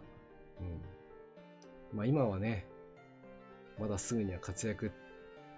できないような運営さんのコメントではありましたけども、いずれは、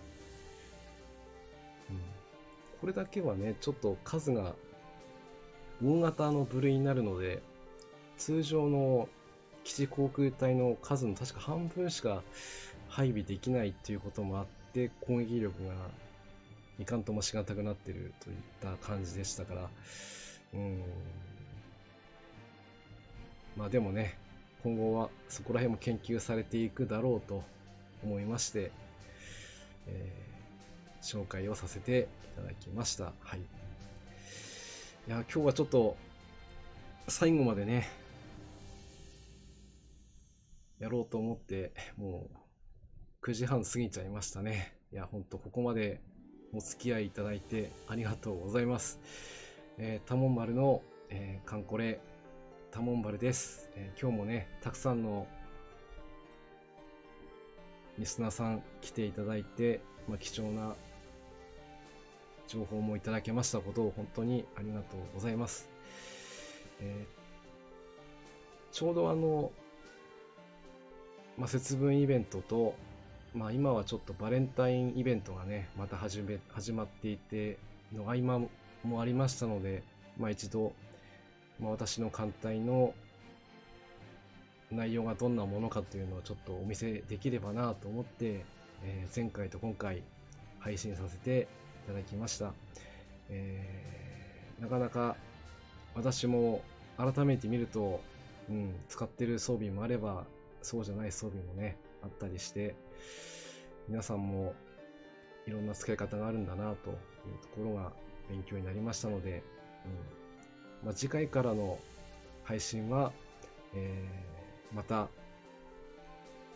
任務のね攻略の方をメインにしてやっていこうと思います。今回得ました情報も踏まえて、できるだけスムーズな艦隊運営をねしていくように、そして皆さんの、助けになっているのであれば本当に嬉しいです。はい、